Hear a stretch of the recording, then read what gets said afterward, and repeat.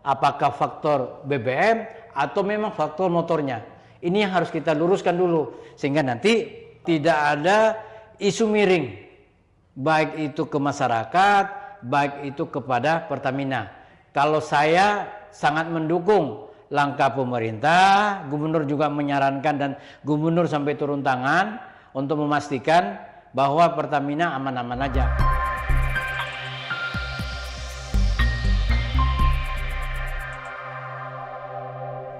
Halo, selamat sore, selamat datang di podcast Kabar Tuntas, tempat kita ngobrol santai tapi tetap tajam soal isu-isu yang dekat dengan hidup sehari-hari. Hari ini kita bahas topik yang pasti semua orang rasain, soal BBM. Mulai dari harganya yang naik turun kayak roller coaster, kendaraan rebet sampai ke dampaknya di dompet. Kenapa sih BBM selalu jadi topik panas? Apa yang sebenarnya terjadi di balik kebijakan harga? Yuk kita bedah bareng-bareng bersama Ketua JMSI Kalimantan Timur, Bung Sukri. Ya, selamat sore. Dulunya sebagai wartawan kriminal ya Bung ya. Oke, ya. Boleh sekali disampaikan gimana nih Bung tanggapannya soal kondisi BBM saat ini? Di mana banyak masyarakat yang mulai mengeluh soal dampaknya ke harga kebutuhan pokok dan transportasi. Menurut Bung, apa sih yang sebenarnya sedang terjadi dan apa yang perlu kita pahami bersama? Silahkan Bung. Ya, selamat sore Mbak Liza. Hari ini kita bahas masalah BBM yang menjadi persoalan yang sangat viral ya. Siap. Dari kalangan masyarakat juga pemerintah sampai turun tangan. Menurut saya ini kan dari awal JMSI sudah memberikan statement bahwa kita tidak bisa menjustifikasi bahwa di mana salahnya, apakah itu di SPBU atau di masyarakat yang menjadi persoalan motor berbeda semacamnya. Nah, ini tentunya harus kita pahami bersama. Jangan sampai nanti masyarakat dirugikan, terus Pertamina diam-diam gitu. Siap. Kita kan untuk membuktikan bahwa kebenaran itu benar-benar memang disebabkan oleh Pertamina atau tidak. Sehingga Pertamina harus membuktikan melalui badan uji kelayakan BBM tersebut. Karena bagaimanapun kalau kita hanya katanya kan tidak bisa mungkin ini sebabnya Pertamina atau tidak.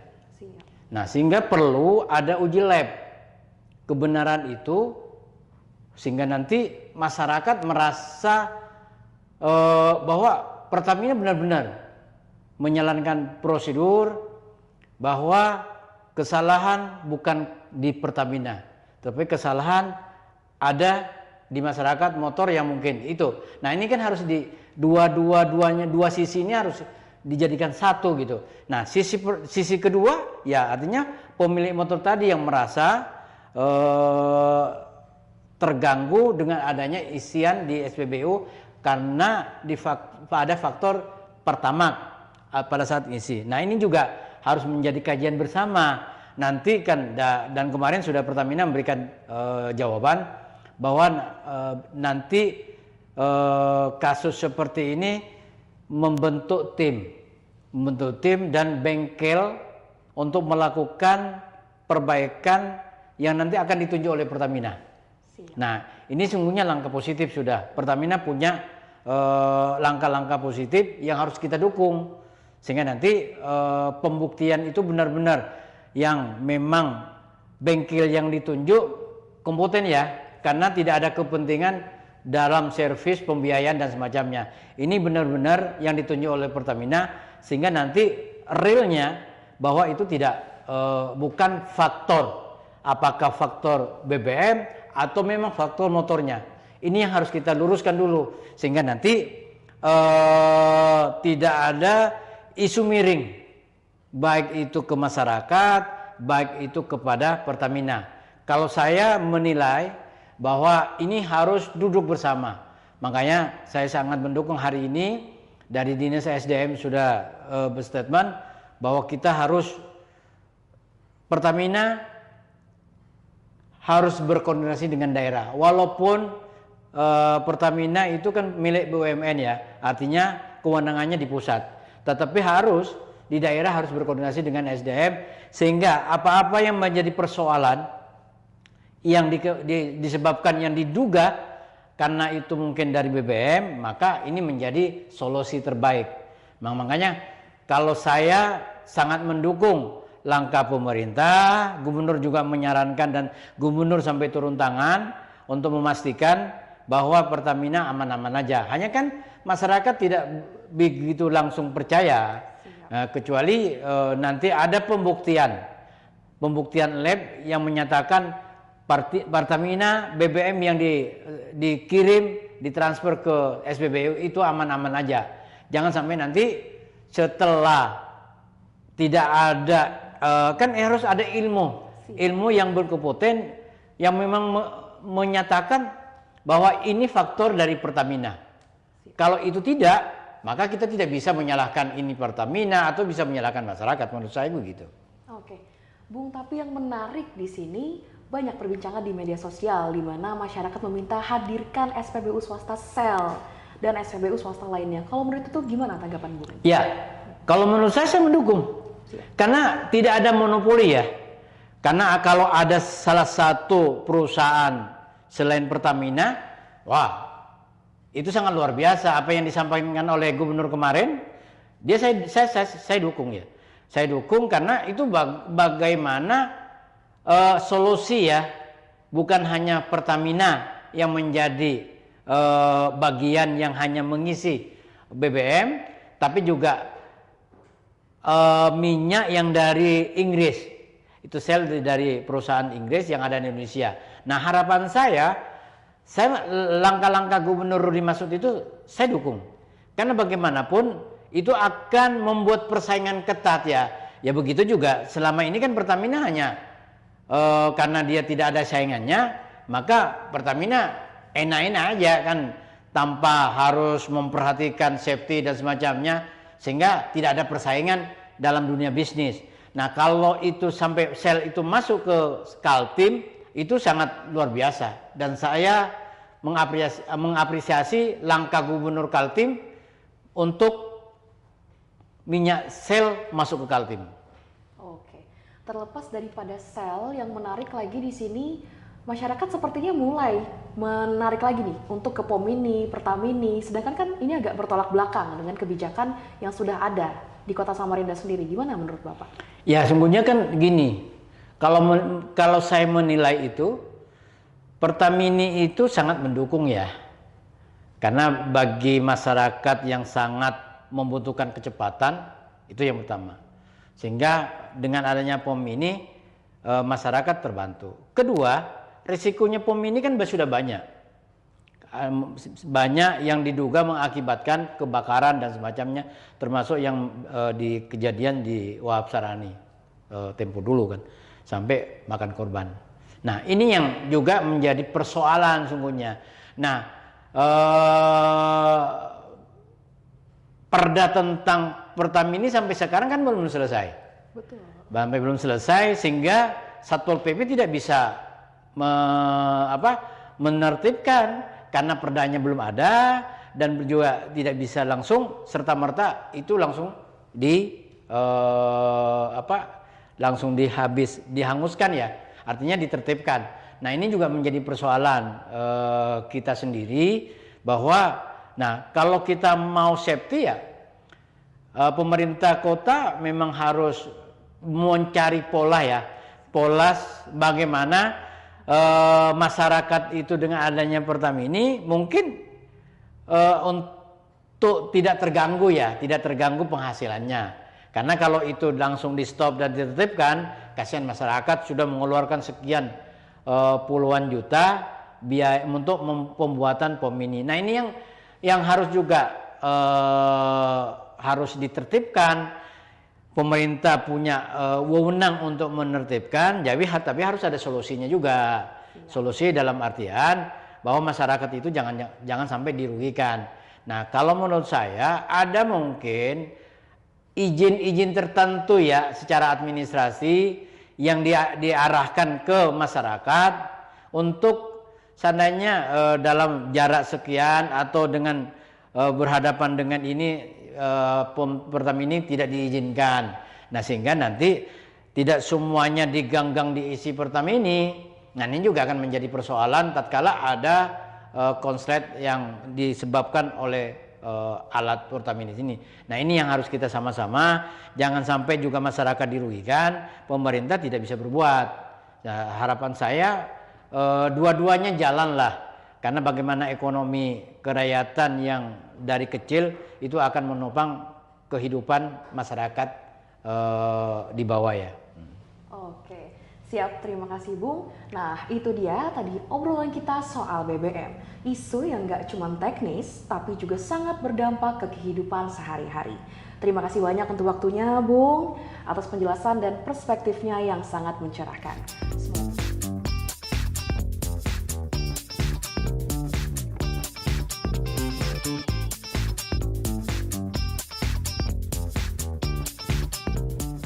Sesi kedua kembali lagi bersama saya akan kembali menekankan persoalan BBM gratis, terutama upaya Pertamina terkait bengkel gratis.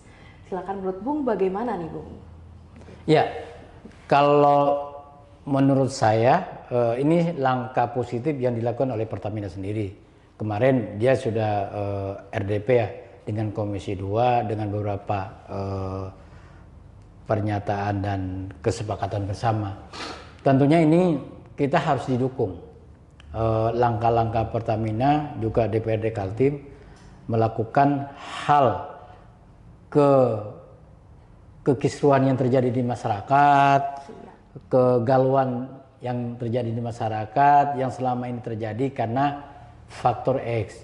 Nah, ini kan harus diluruskan. Nah, langkah-langkah cepat seperti ini sungguhnya untuk menghindari hal-hal yang terus dibuat oleh orang-orang yang tidak bertanggung jawab. Nah, harapan saya dengan adanya bengkel gratis ini tentunya menurut saya ini nilainya nilai positif sudah. Kedua, hak masyarakat bisa menggunakan bengkel gratis yang ditunjuk oleh Pertamina sendiri, karena untuk memastikan jangan sampai nanti setelah diberikan bengkel gratis tapi dia menggunakan bengkel yang di luar tanggung jawab Pertamina. Siap. Sehingga juga akhirnya masyarakat tidak dibayar, bayar sendiri mau tidak mau kan, karena apa yang ditunjuk oleh Pertamina dia tidak bisa dilakukan. Nah, makanya dengan adanya itu Pertamina saya nilai sudah responsif ya untuk melakukan langkah-langkah yang memang ingin mencoba kegalauan masyarakat yang terjadi saat ini. Walaupun itu tidak sepenuhnya Pertamina punya salah gitu. Nah, ini kan belum dipastikan.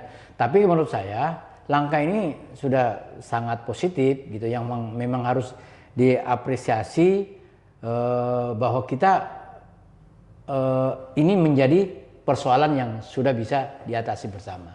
Nah, tentunya ini kan ada syarat-syarat tertentu yang harus dilakukan oleh yang punya motor gitu kan. Jangan, makanya ini kan harus sinkronisasi antara Pertamina dan bengkel dan konsumen gitu kan. Nah, kalau ini sudah clear itu enak. Jadi masyarakat yang merasa dirugikan saat ini bisa langsung masuk ke bengkel Honda contoh kan.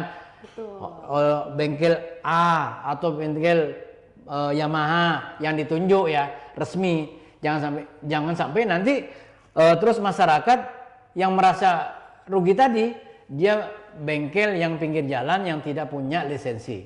Nah, ini yang harus kita sama-sama menjaga, karena bagaimanapun perusahaan BUMN ini tidak semudah yang harus mengeluarkan uang. Betul. Jadi dia harus dengan pembuktian struk dan semacamnya untuk pembuktian bahwa memang benar-benar ada kesalahan kelalaian dari Pertamina itu sendiri. Menurut saya ini sudah cukup membantu masyarakat sungguhnya. Tinggal nanti polanya bagaimana. Betul. Pola penyebarannya bagaimana sehingga nanti masyarakat